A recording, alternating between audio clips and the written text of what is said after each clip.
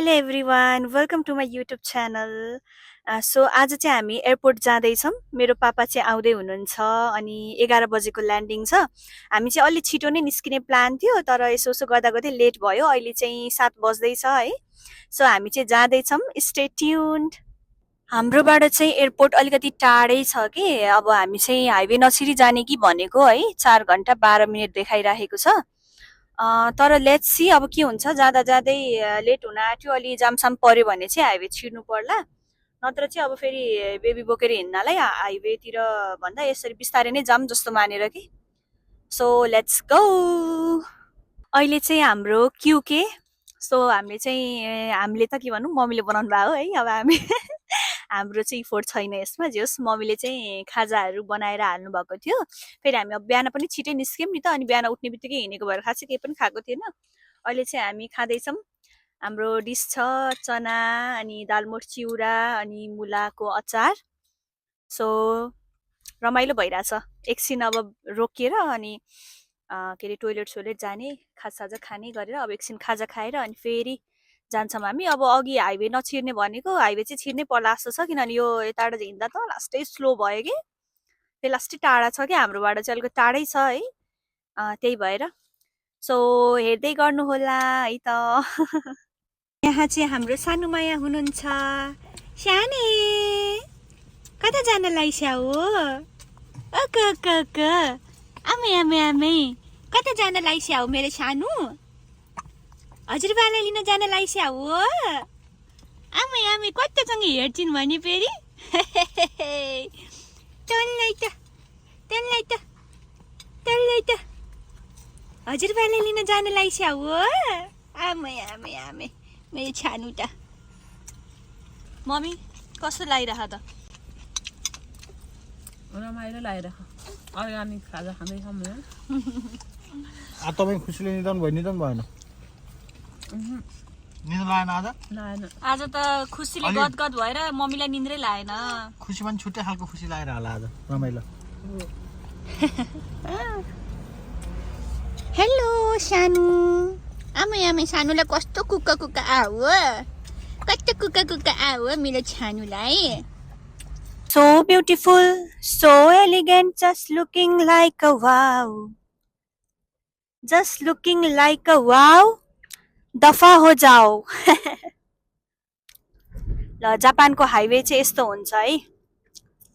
यो चाहिँ यहाँ चाहिँ यस्तो मिनिमम स्पिडमा हिँड्नुपर्ने यति भन्ने हुन्छ। अब कतै 60 हुन्छ, कतै 80 हुन्छ, कतै 100 हुन्छ, त्यस्तो हुन्छ। यस्तो हुन्छ। तर आज चाहिँ हाइवेमा पनि हल्का जाम नै छ।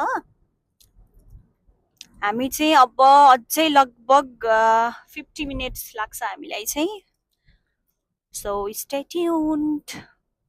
सानो हाम्रो यहाँ सानो माया चाहिँ यसरी खेलिराखी छिन्, मजाले रमाउँदै छिन्। यस्तो यो कार सिटमा चाहिँ बच्चाहरूलाई राख्नु अलिक गाह्रो हुँदो रहेछ के। त्यही पनि इट्स ओके है, अब केही समयको लागि हो। So she is enjoying. सानी पनि हजुरबालाई लिन जानको लागि एकदमै एक्साइटेड छे, एकदम मक्ख परिराखी छे। कतिको एक्साइटेड हुनुहुन्छ त मम्मी तपाईँ?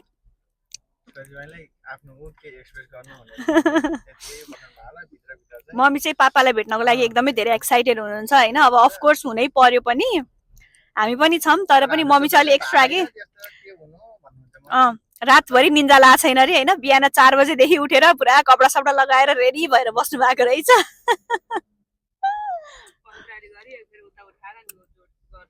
हल्का जाम छ है बाटो चाहिँ। कस्तो लाग्दैछ त ज्वाइँ साहबलाई? एकदम बिन्दास, एकदम रमाइलो। मन्दा मन्दा पानी, सिमसिम पानी गाडीमा एकदम। चाहिँ हल्का चिप्सको ब्रेक। बेलुका चाहिँ 12 बजे तिमीहरूसँगै भएको हुन्छ, त्यति बेला कुरा भएको थियो। अनि त्यहाँबाट कुनै बेला म्यासेज भोइस म्यासेज छोडेर छोड्नु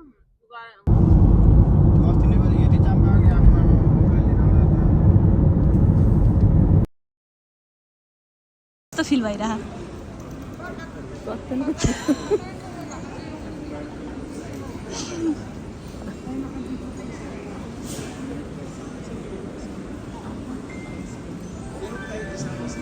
हजुरलाई कस्तो फिल भइरहेछ?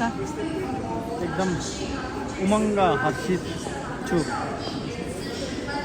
उमङ्ग छु म। हामी चाहिँ एयरपोर्टमा आएर वेट गरिरहेको छौँ। 11 बजेको ल्यान्डिङ थियो तर 12:30 भइसक्यो। हामी चाहिँ वेट गरिरहेछौँ, अब आउनुहुन्छ होला। वेलकम।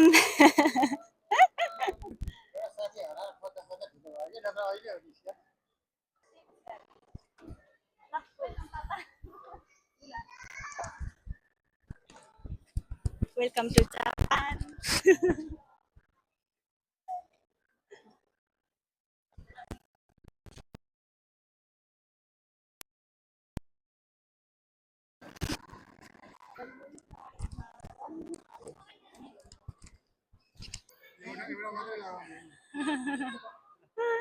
ल हेलो हेलो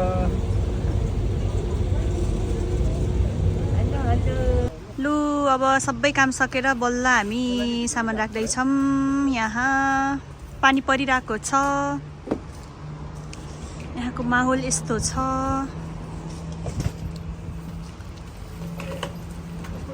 खाजा खाने टाइम हुँदैछ। खिर चना जान्छ होइन अब जान्छ जान्छ। ल खै यता थाप्दिनु त भाँडा तिल अलिकति म यो भाँडैमा खाइदिन्छु।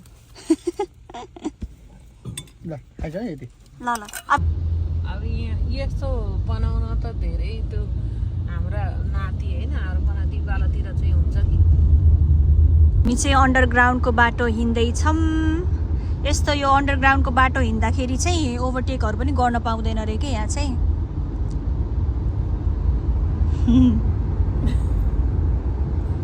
ओभरटेक गर्न पाउँदैन भने होइन ओभरटेक गर्न नपाउने भन्दा भन्दै यहाँ अगाडि आएर ओभरटेक हानिदिनु भयो। यसरी कसरी हुन्छ?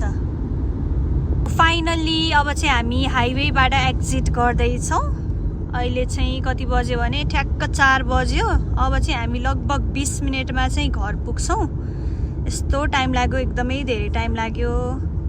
टाढा छ क्या हाम्रो चाहिँ लास्टै धेरै एयरपोर्ट। सो यहाँ हाम्रो छोरी यहाँ सुतिराकी छिन्। मम्मी यहाँ बसिराख्नु भएको छ। पापा निदाइराख्नु भएको छ। मेरो श्रीमानज्यू ड्राइभिङ गरिराख्नु भएको छ। म चाहिँ भ्लग बनाइरहेको छु।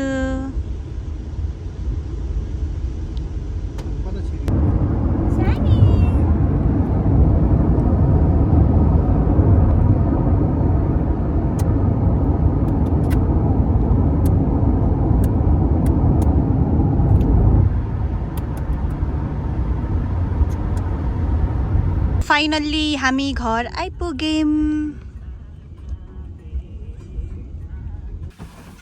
वेलकम टु जापान पापा। ओहो केक लिएर पो आएछ। के भन्नुपर्छ यसलाई चाहिँ? Thank you very much. Welcome to Japan भन्नुपर्छ। Welcome to Japan. श्रीमानज्यू वेलकम टु जापान श्रीमानज्यू। वेलकम श्रीमान। वेलकम टु जापान पापा। तिमी भन्दियौ नि। Welcome to Japan. Welcome to Japan पापा। अहिले बत्तीको हालेर गर्नुपर्ने है। छेउमा काटेर हुन्छ। जापानमा स्वागत छ पापालाई पनि मम्मीलाई पनि। फाइनल्ली पापा मम्मीलाई जापान ल्याएर अनि तिमीहरू यदि छुट्याउँदो रहेछौ। अहिले पापा आउँदा चाहिँ यत्रो केक काटेर यत्रो स्वागत, मम्मी आउँदा त छैन वास्ता पाता। मम्मी पुरै नाउँ पर्नु भएको थियो। आज बल्ल 7 आए जस्तो अलि उज्यालो भइरहनु भएको। त्यस्तो टाढा बनाएर हजुरहरूलाई त्यस्तो लाग्यो।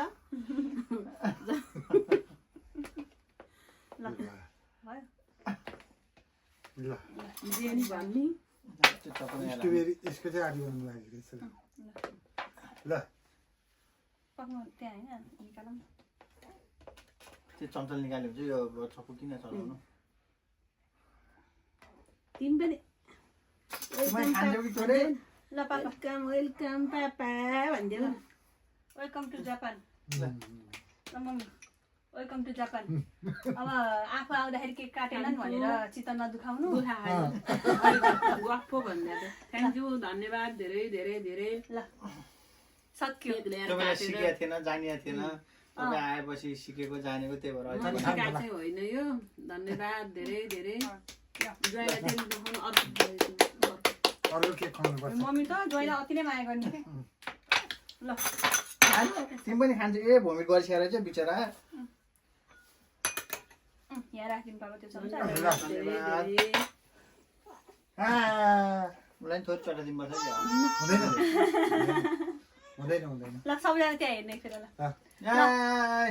ल आजबाट चाहिँ मेरो मम्मी पापालाई जापान ल्याएर घुमाउने सपना अब पुरा हुँदैछ ल वेलकम टु जापान मम्मी पापालाई नै अनि यतिन्जेल यो भिडियो लास्टसम्म हेरिदिनु भएकोमा हजुरहरूलाई धेरै धेरै धन्यवाद धेरै धन्यवाद bye bye thank you for watching